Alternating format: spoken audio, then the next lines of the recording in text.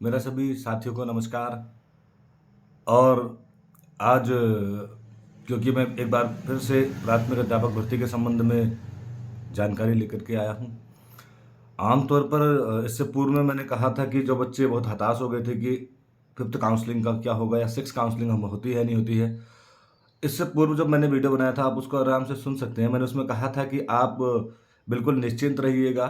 विभाग को भी अध्यापकों की नियुक्ति करनी है और उसके साथ ही मैंने ये भी कहा था कि आप लोगों की छठी काउंसलिंग होनी चाहिए और ये होगा। हालांकि ये मामला न्यायालय के दौर से गुजरा है, जबकि मैं आमतौर पर सटीक विश्लेषण के मामले में लगभग कोशिश करता हूँ कि आप तक सही जानकारी मिल जाए।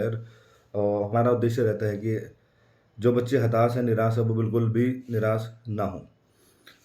हालांकि आज जो मैंने खबर देखी है वो एक न्यूज़पेपर के माध्यम से ही देखी है, किंतु इससे पूर्व मैंने कह दिया था। अभी कुछ 3 या 4 दिन पूर्व मेरी कुछ बच्चों से बातचीत हुई थी जो बिल्कुल होपलेस थे। उनका कहना था कि अब पता नहीं क्या होगा, बहुत लंबा समय हो गया है 5वीं काउंसलिंग को। हालांकि मैंने पूर्व वीडियो में कहा था कि मामले न्यायिक है और न्यायिक मामलों में विभाग भी इतनी आसानी से निर्णय नहीं लेता है, क्योंकि प्रकरण एनआईओएस से संबंधित था, जिसमें ये कह दिया गया था कि ये वैलिड कोर्स है और इसमें इनकी नियुक्ति होनी चाहिए। जबकि 28 नवंबर 2023 में इनको इनवैलिड करार कर दिया गया था, जिसके बाद इस पर रिव्यू पिटीशन दायर की गई और अंत में निर्णय यही था कि इनको सम्मिलित किया जाएगा। किंतु इस भर्ती में किस तरह से सम्मिलित किया जाए, जैसा भी आप भी जानते हैं कि लगभग 80% भर्ती हो चुकी थी और विभाग किसी को भी बीच भर्ती में सम्मिलित करने से बचता है, क्योंकि उससे भर्ती प्रक्रिया पूर्णतः प्रभावित हो जाती है। पर अब चूंकि मामला सुप्रीम कोर्ट का था, उसके बाद जब उत्तराखंड में नहीं लिया गया तो हाई कोर्ट में मामला गया था और आज मैंने अखबार में पढ़ा तो जाहिर सी बात है। पहले भी कहा था मैंने कि एनआईओएस को लेना पड़ सकता है, क्योंकि ये सुप्रीम कोर्ट का मामला है। तो उन सभी अभ्यर्थियों को हार्दिक बधाइयाँ जिनके द्वारा एनआईओएस के द्वारा इसमें आवेदन किया गया था। जो बच्चे डाइट डीएलएड से संबंधित इसमें नई नियुक्ति के लिए बातचीत कर रहे थे, उनके संबंध में मैंने कहा था कि प्राथमिक अध्यापक भर्ती के संबंध में थोड़ा विलंब हो सकता है, क्योंकि इसमें नियमावली का संशोधन ज़रूरी है। हालांकि एक पेज जो मैं इस बारे में ज़रूर कहना चाहता हूँ कि आज जो अखबार में भी मैंने पढ़ा कि नियमावली में संशोधन की तैयारी होगी। क्यों? और अगर एनआईएस को लेने के लिए नियमावली में संशोधन की आवश्यकता है, तो ये तो हाई कोर्ट और सुप्रीम कोर्ट के निर्णय के आधार पर है कि इस भर्ती में उन याचिकाकर्ताओं को लिया जाएगा जिनके द्वारा इसमें अप्लाई किया गया है। हो सकता है कि इसमें जिन्होंने याचिकाकर्ता ना बने हो और अप्लाई किया हो उनको भी अवसर मिल जाए, किंतु सभी को जिनके द्वारा नहीं किया गया है उनको मिलना, उनके लिए अगली भर्ती में संशोधन की प्रक्रिया भी होगी। तो बेस्ट फॉर योर लक कि आपके लिए बहुत अच्छी खबर है कि आप 5वीं काउंसलिंग वालों को नियुक्ति मिलना प्रारंभ हो गया है। कल अल्मोड़ा जनपद में मिल गई, अन्य जनपदों में भी अब उनको नियुक्ति मिल जाएगी। और एनआईओएस के संबंध में क्योंकि जो मैं बात कह रहा हूँ, जो मैंने पिछली अपनी वीडियोस में कहा था कि सुप्रीम कोर्ट का वो निर्णय कि क्या एनआईओएस प्राथमिक के लिए वैलिड है या एनआईओएस 2 वर्षीय डीएलएड कोर्स के समकक्ष है।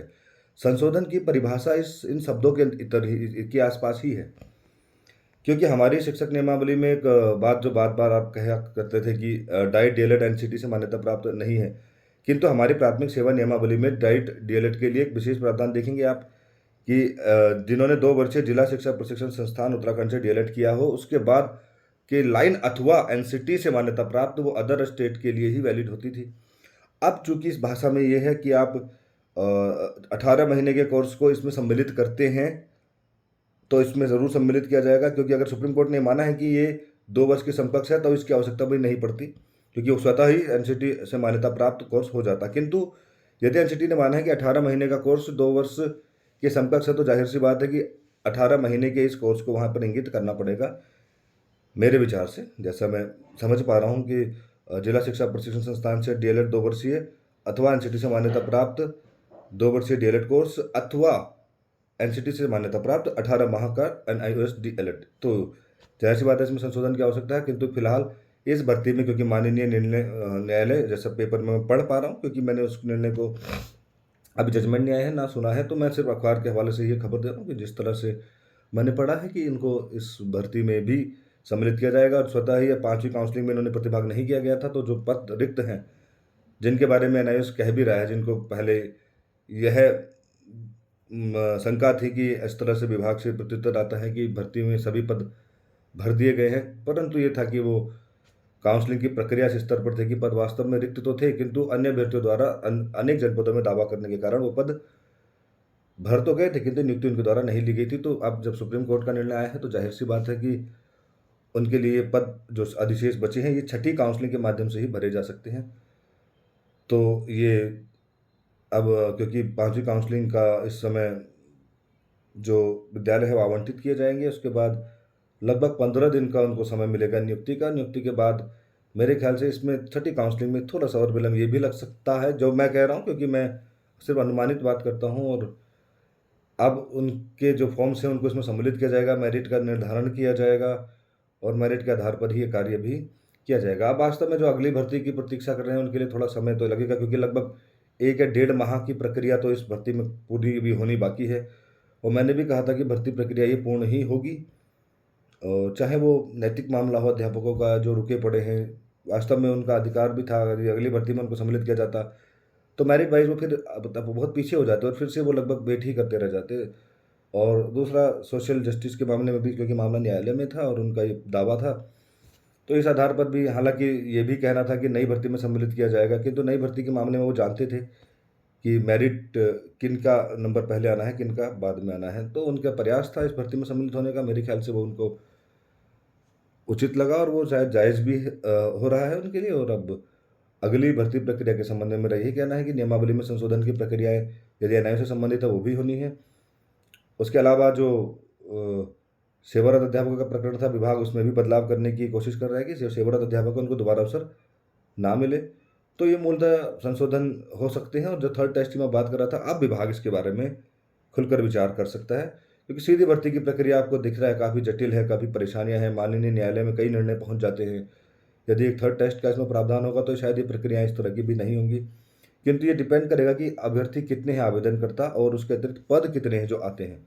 यदि अभ्यर्थी अधिक हैं और आवेदन पद जो है कम है, तो ज़ाहिर-सी बात है कि टेस्ट की माँग उस पक्ष के द्वारा तो ज़रूर की जाएगी जिनकी मेरिट कम भी है और उनके पास ये दावा भी है कि जो सीटेट है वो एकमात्र पात्रता का एक टेस्ट है, उसको नियुक्ति के मापक और पैमाने पर लिया गया है, तो ये सवाल करने का अधिकार भी उनका तब बन सकता है।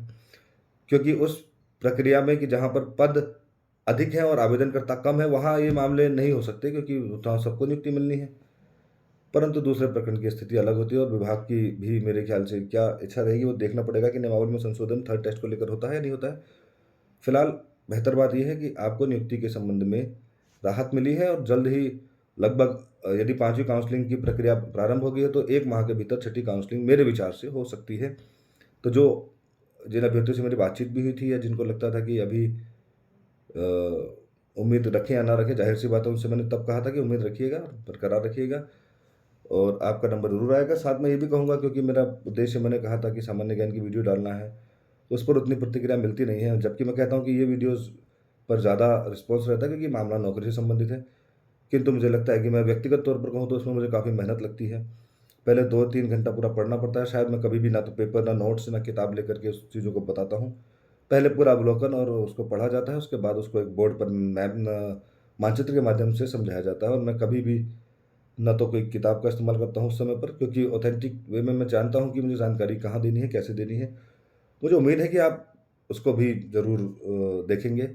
और क्योंकि मैंने अभी तक आपसे कभी नहीं कहा कि आप मेरे चैनल को सब्सक्राइब करिए या शेयर करिए, क्योंकि वो जानकारी वहीं तक सीमित थी जिनको आवश्यकता थी। किंतु अगर मैं पढ़ाई के लिए आपको वीडियो बनाता हूँ तो मैं आपसे अपेक्षा करता हूँ, आपसे उम्मीद करता हूँ कि आप उसको ज़रूर सब्सक्राइब करिए, शेयर करिए और जो बच्चों को आवश्यकता है उनको उन तक ज़रूर पहुँचाइए। क्योंकि मैं इसको आधारहीन नहीं कहूँगा, क्योंकि इसमें आधार है, वास्तव में उनके लिए वो फ़ायदेमंद है। मैं कोशिश करूँगा कि उसमें जो आवाज़ है या बाकी जो प्रक्रियाएँ हैं वो पूर्ण तरह से संपादित हों। अगर आप अच्छा उसमें रिस्पॉन्स देते हैं तो मैं उस पर बेहतर प्रतिक्रिया ज़रूर दूँगा। धन्यवाद।